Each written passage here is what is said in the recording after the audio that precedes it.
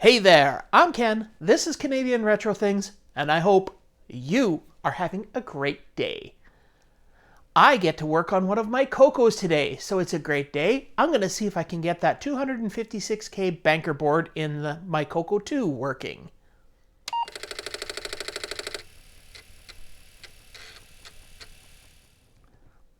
That's right, I'm going to see if I can get the CoCo 2 with the 256K banker board working properly.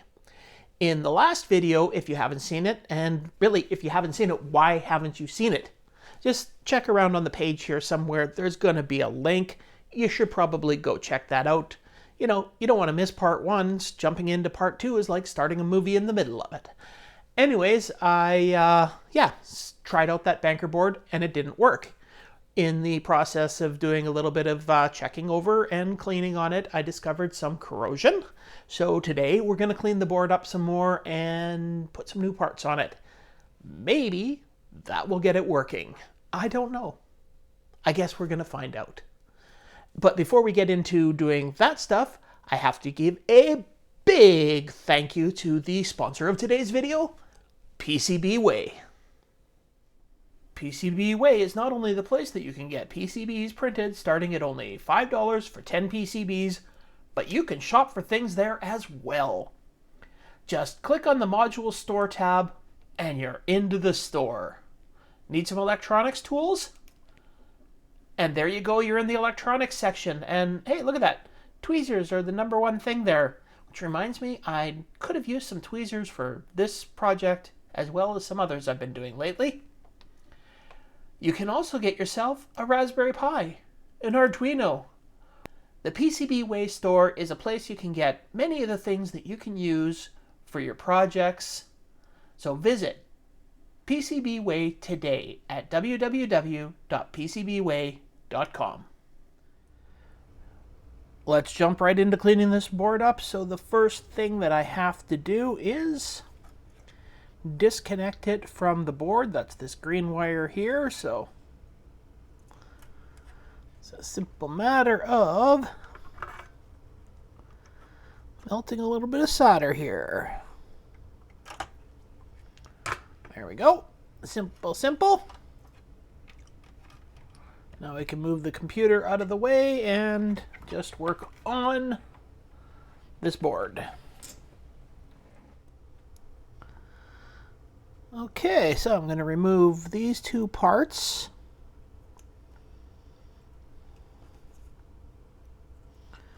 Which are that and that, that and that. Okay. I should mark these. So I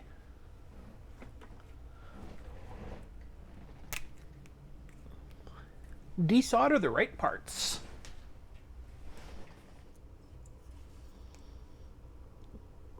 That one.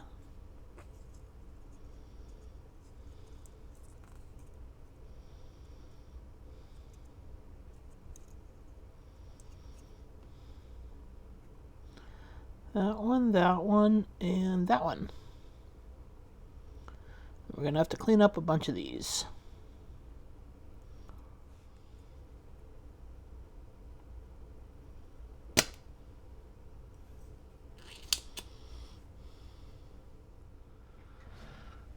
It's gotten a little bit of the solder off, but of course these boards look completely hand built, so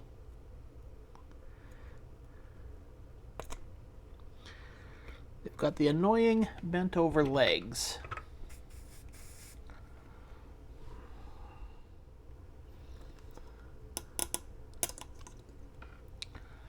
We'll get the components out and then we can clean up the solder holes.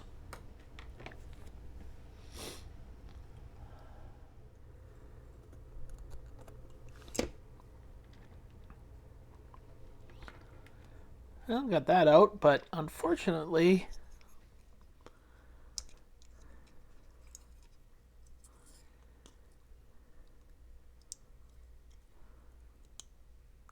That's pulling, the wires are pulling straight out of the capacitor here, so snippy time.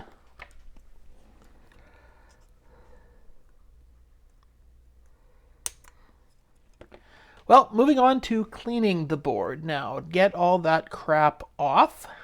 I have here vinegar, regular table vinegar. So let's start with that.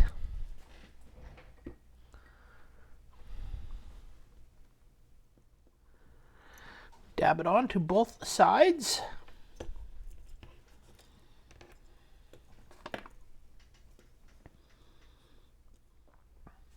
And we'll just let that stew for a little while, and then we'll see how much of this crap we can wipe off. I have reapplied the vinegar a couple of times. Let it sit for, say, 5-10 minutes now. So let's clean off the board.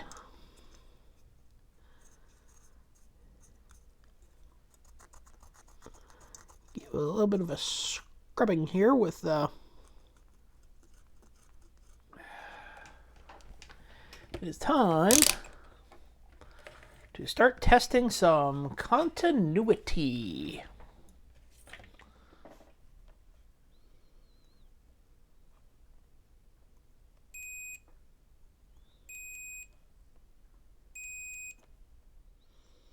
Okay. Continuity seems to be fine on that side of the board.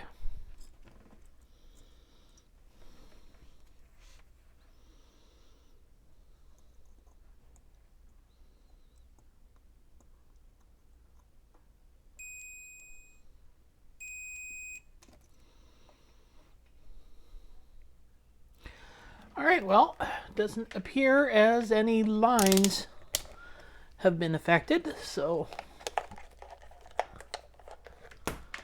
I think it's probably time to, oh, I guess I gotta clear the holes out to put new stuff in there. Let's see, solder braid. Now, I will attempt to use my super duper crappy solder braid that I have here to clear these holes out. Add just a touch of flux.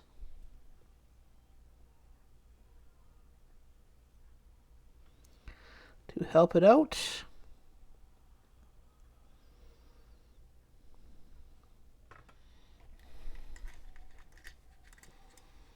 Now, I do definitely have to get myself better solder braid at some point.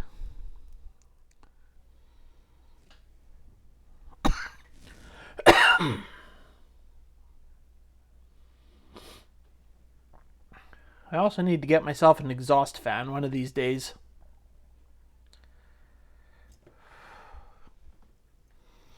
Oh, I'm happy to say my solder braid actually worked okay today.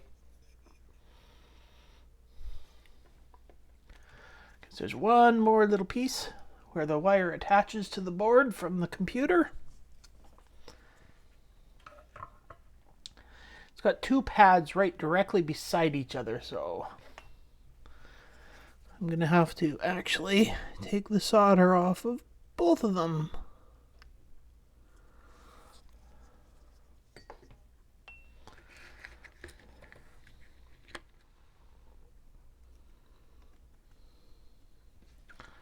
There we go, we've got an open hole.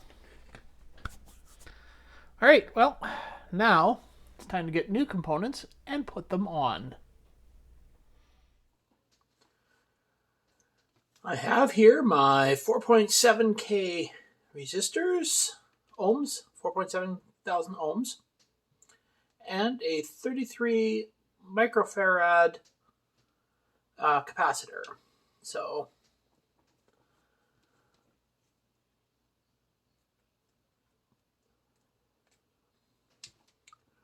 one thing about resistors is that They do not have a negative or a positive.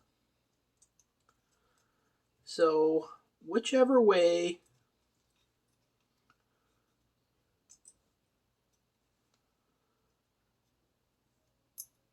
you put them on the board is fine. Me personally, when I put them on a board, if I have a bunch of them together, I try to put them all the same way so that the way that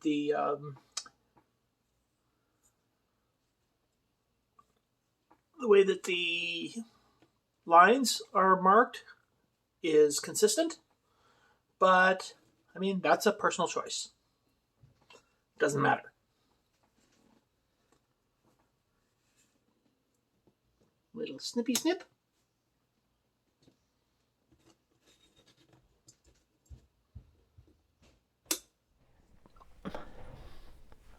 And now it's time to put in the capacitor. Now when you're putting in a capacitor, the polarity does matter. As you can see, there's a little stripe down the side here that's got a negative symbol on it. And also they have it, the short leg is the negative, the long leg is the positive. And when I look at the schematic for this, I can see that the positive side has to face the 4.7K resistor I just put in. So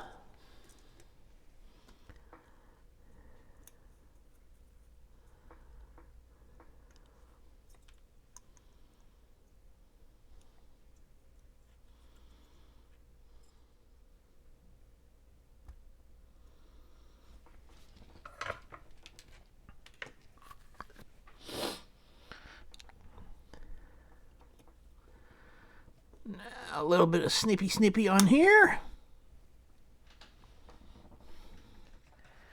And here's the board. Here's the wire I've got to reconnect. This is the wire that ties all the pin 1s on the memory chips together. So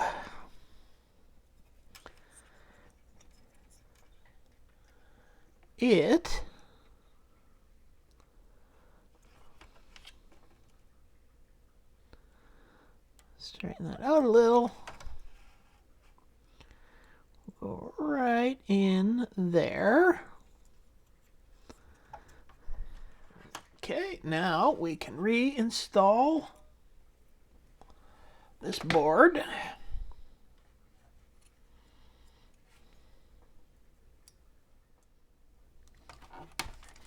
It's good from that side.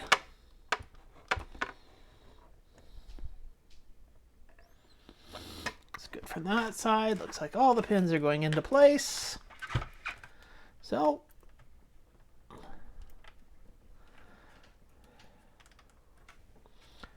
there we go. Reinstalled. Now, I guess, put the keyboard back on, and then we can go and test out and see if this works or not.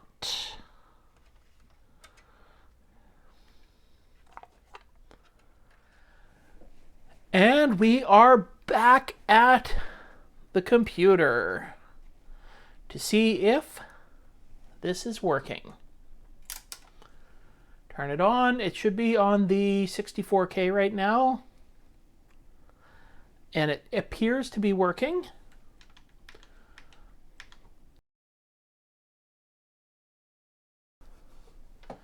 Okay, here we go. Let's see what happens when I flip this switch. Now if everything I did works out properly, this might work.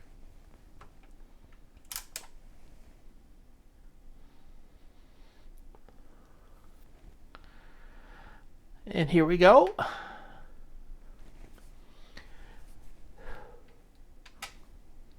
Automatic. Lower 0, upper 0, aborted, aborted, aborted, aborted, aborted. All right, something is still not working on this. I guess it's time to see what we can do. I don't know. The next thing that I did was I put the board under my microscope so that I could see if there were any breaks in the traces, any broken solder joints, any problems like that, any solder blobs that maybe are bridging a contact. I did find something here that looked like it might be a problem, so I removed that. I'm not sure what it was, whether it was a tiny piece of metal or a tiny hair. And I did see a couple of joints that might be a problem. They look like they're still making a connection, but better safe than sorry, so I was going to reflow those solder joints. Off camera, I was just reflowing a couple of the solder joints here that looked a little bit iffy, and I came across something interesting. So, this line and this line should be connected.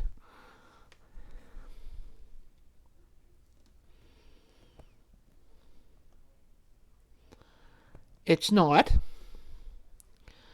And this little hole down here should be connected to this line right here, and it's not. Why is that, you ask? Well, let us pop a couple of chips off here. So this connector is completely bent in, and this one right here is as well. This one's really bad, but just to give you an example, if I actually touch it there, so that is making a connection, but it's so bent that it's not touching the leg while the chip is in there. So I have to remove both of these chip holders and put new ones in. First, I will remove as much of the solder as I can using the solder sucker and the soldering iron, and then I will use the solder wick. So here we go.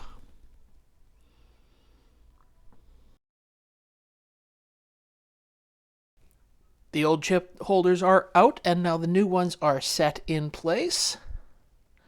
Now all I have to do is solder them. So let's get to work doing that.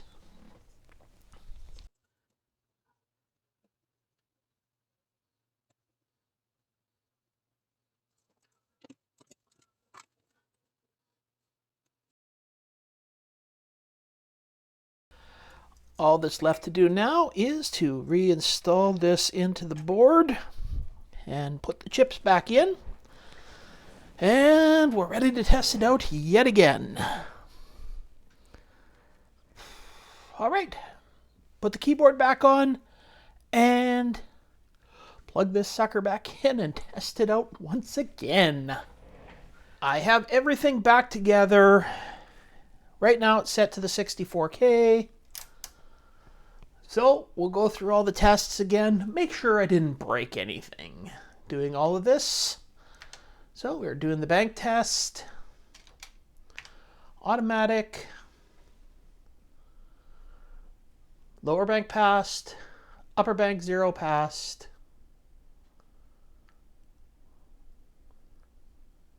Oh, I must be in 128. Okay. Because it's passing. Okay, I'm in the 256. Okay, it worked. There we go. Just a second. Okay, so I actually was using the switch backwards all of this time. So we'll switch it to the 64K.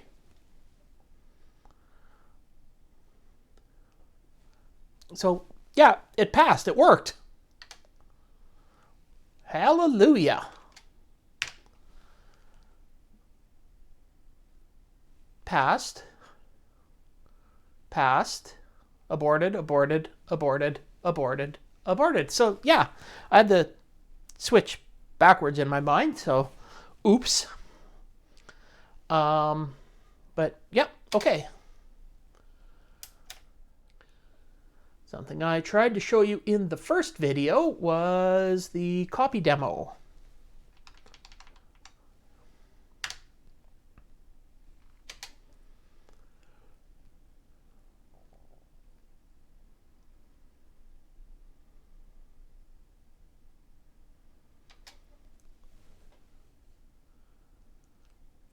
pcopy command now accepts page 1 through 134.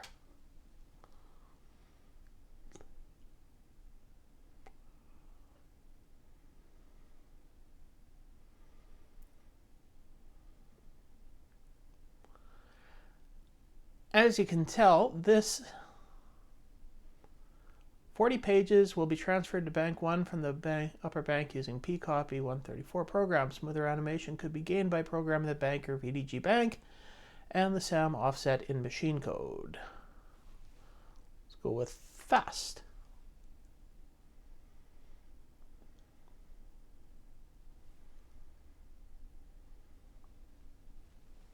Slow. So we can actually see the pictures. So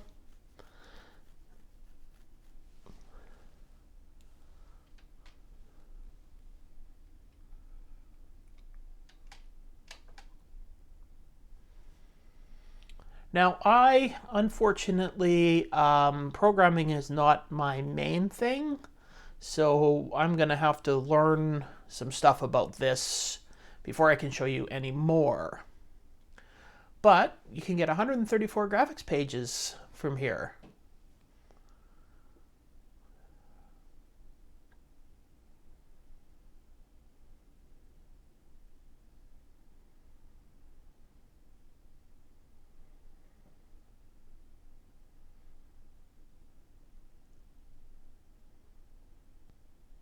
Cool.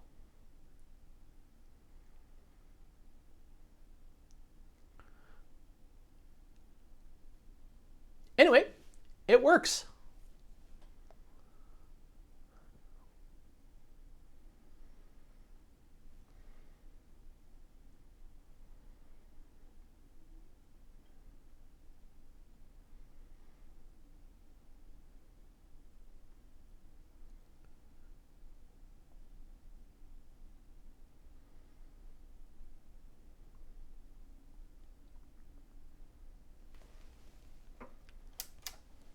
Hallelujah, the 256K CoCo 2 banker board computer is working. So what am I going to do with it now? I have no idea. As I mentioned, programming not my main thing. So I'm going to go through and figure out some stuff that I can do with it so that I can do a follow-up video in the future to show you some of the things you can do with that 256K banker board in case you come across one.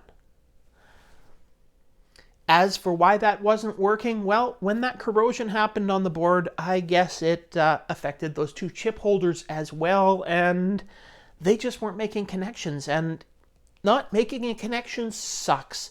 It sucks both in life and in electronics. So I've replaced those. Everything's making their proper connections. Everybody's happy and things are working. All right, well, I really want to get back to playing around with that computer. So I'm going to end the video here. I hope you enjoyed watching this little two-part episode of getting this banker board working. If you enjoyed it, then don't forget that a like, a subscribe, and a comment below are all things that help the channel out a lot. And yeah, they're greatly appreciated. So until the next time, I hope you have yourself a great day.